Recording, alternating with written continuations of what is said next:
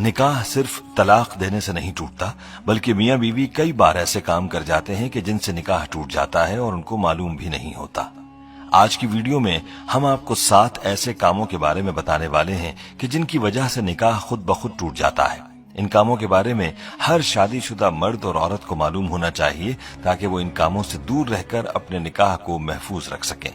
یہ کام ایسے ہیں کہ جن کی وجہ سے طلاق دیے بغیر ہی نکاح ٹوٹ جاتا ہے، اس لیے ہر شادی شدہ مرد اور عورت کو ان کاموں کے بارے میں معلوم ہونا چاہیے، کیونکہ ان کاموں سے میاں بیوی کا رشتہ ختم ہو جاتا ہے اور وہ ایک دوسرے کے لیے ایسے ہی حرام ہو جاتے ہیں جیسے طلاق دینے سے۔ یہ ویڈیو ہر شادی شدہ مرد عورت کے لیے بہت ہی خاص ہے، لہٰذا اس ویڈیو کو آخر تک ضرور دیکھیے گا۔ ویڈیو میں آگے بڑھنے سے پہلے آپ سے گزارش ہے کہ اگر آپ نے ہمارا چینل سبسکرائب نہیں کیا ہوا تو ابھی ہمارے چینل کو سبسکرائب کریں اور ساتھ موجود بیل آئیکن کو بھی کلک کریں تاکہ ہماری آئندہ ویڈیوز کا نوٹیفیکیشن آپ کو ملتا رہے۔ ویڈیو کو لائک اور شیئر کریں، اور ہماری تمام بہنوں اور بھائیوں سے گزارش ہے کہ درود پاک کی برکت سے ہونے والی دعا میں شامل ہونے کے لیے اپنا نام کامنٹ سیکشن میں ضرور لکھیں اور ہماری درود پاک کی محفل کا حصہ بنیں۔ دوستو، میاں بیوی کو چاہیے کہ ان 7 کاموں سے ہمیشہ دور رہیں، کہیں ایسا نہ ہو کہ ان کا نکاح ٹوٹ جائے اور ان کو پتہ ہی نہ چلے اور وہ ایک دوسرے کے لیے حرام ہو جائے۔ یاد رہے کہ نکاح اللہ کا حکم اور نبی پاک صلی اللہ علیہ وآلہ وسلم کی اہم سنت ہے۔ نکاح کی اہمیت پر بھی ہم بات کریں گے، لیکن پہلے آپ کو ان 7 کاموں کے بارے میں بتاتے ہیں کہ جن سے نکاح بغیر طلاق ہی کے ٹوٹ جاتا ہے، مطلب یہ کہ میاں بیوی کا رشتہ اپنے آپ ہی ختم ہو جاتا ہے۔ نمبر 1، خلا لینے پر۔ دوستو، جس طرح مرد کو اللہ نے یہ حق دیا ہے کہ وہ عورت کو طلاق دے سکتا ہے، تو اسی طرح سے عورت کے پاس بھی یہ حق ہوتا ہے کہ اگر وہ کسی وجہ سے اپنے شوہر کے ساتھ نہ رہنا چاہے تو وہ خلا لے سکتی ہے۔ اس مقصد کے لیے وہ وقت کے قاضی یا عدالت کے ہاں اپنا کیس پیش کرے گی اور قاضی اس بات کا فیصلہ کرے گا کہ خلا حق بجانب ہے اور اس پر عمل درآمد ہو گیا ہے، تو اس کے بعد میاں بیوی ایک دوسرے پر حرام ہو جائیں گے۔ نمبر 2، ایلا۔ دوستو، اب آپ کے ذہن میں سوال ہوگا کہ یہ کیا ہے؟ تو ایلا اس کو کہتے ہیں کہ شوہر اپنی بیوی کے ساتھ ہم بستری نہ کرنے کی قسم کھا لے تو ایسی صورت میں بیوی اپنے شوہر سے علیحدگی اختیار کر سکتی ہے اور وہ طلاق کے بغیر ہی ایلا کر سکتی ہے۔ نمبر 3، کسی ایک کی موت ہو جانے پر۔ پیارے دوستو، اگر کسی حادثے میں یا پھر کسی بھی وجہ سے اگر شوہر فوت ہو جاتا ہے تو اس کی بیوی کا اپنے شوہر سے نکاح خود بخود ہی ٹوٹ جاتا ہے۔ اسی طرح سے اگر بیوی فوت ہو جائے تو اس کے شوہر کا اپنی بیوی سے نکاح ٹوٹ جاتا ہے۔ تو معلوم ہوا کہ کسی ایک فریق کے فوت ہو جانے سے میاں بیوی کا نکاح خود بخود ہی ٹوٹ جاتا ہے۔ نمبر 4، اسلام چھوڑنے پر۔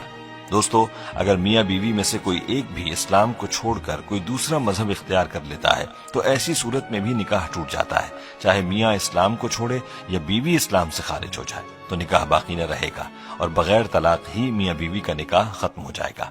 اگر اسلام چھوڑ دینے کے بعد بھی میاں بیوی ایک ساتھ رہتے ہیں تو ان کا آپس کا یہ تعلق جائز نہیں رہتا، بلکہ یہ تعلق حرام ہو جاتا ہے۔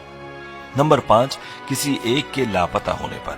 دوستو، اگر میاں یا بیوی میں سے کوئی ایک لاپتہ ہو جاتا ہے یا گھر چھوڑ چلا جاتا ہے اور اس کی کوئی خبر نہیں، تلاش کرنے کے بعد بھی اس کا پتہ نہیں چلتا اور کافی عرصہ گزر جاتا ہے تو ایسی صورت میں بھی نکاح ٹوٹ جاتا ہے۔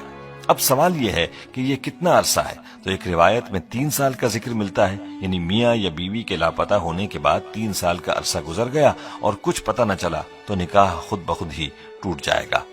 ایسی صورت میں میاں بیوی چاہیں تو کسی دوسرے کے ساتھ نکاح کر سکتے ہیں۔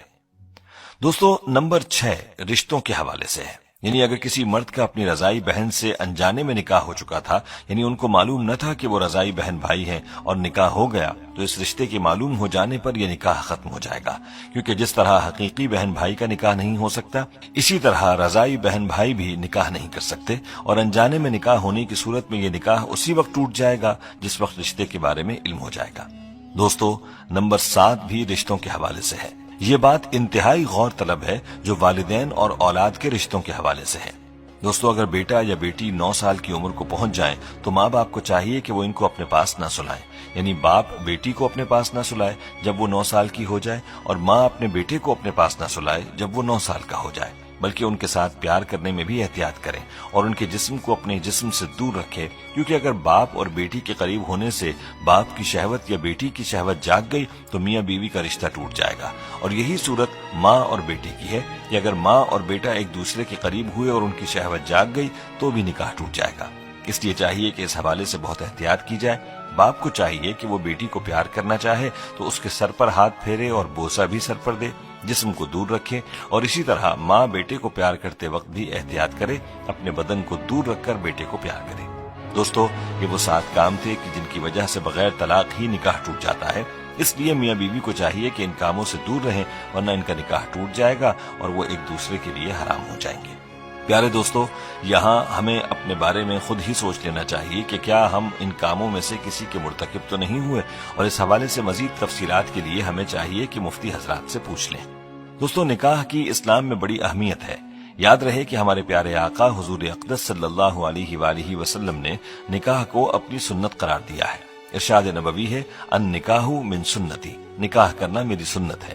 حضور اقدس صلی اللہ علیہ وآلہ وسلم نے نکاح کو آدھا ایمان بھی قرار دیا ہے۔ جو کوئی نکاح کرتا ہے تو وہ آدھا ایمان مکمل کر لیتا ہے اور باقی آدھے دین میں اللہ سے ڈرتا رہے۔ مذکورہ احادیث سے نکاح کی اہمیت کے بارے میں واضح ہوتا ہے کہ نکاح انسانی فطرت کا تقاضا بھی ہے، اور ساتھ میں ہمارے آقا صلی اللہ علیہ وآلہ وسلم کی مبارک سنت بھی ہے۔ نکاح کے لیے 2 فریقین یعنی لڑکا اور لڑکی کا ہونا لازم ہے۔ پیارے دوستو، اسلام نے نکاح سے جو فکر اعتدال اور نظریہ توازن پیش کیا ہے وہ نہایت جامع اور بے نظیر ہے۔ اسلام کی نظر میں نکاح محض انسانی خواہشات کی تکمیل اور فطری جذبات کی تسکین کا نام نہیں ہے۔ انسان کی جس طرح بہت ساری فطری ضروریات ہیں، بس اسی طرح نکاح بھی انسان کی ایک اہم فطری ضرورت ہے۔ اس لیے اسلام میں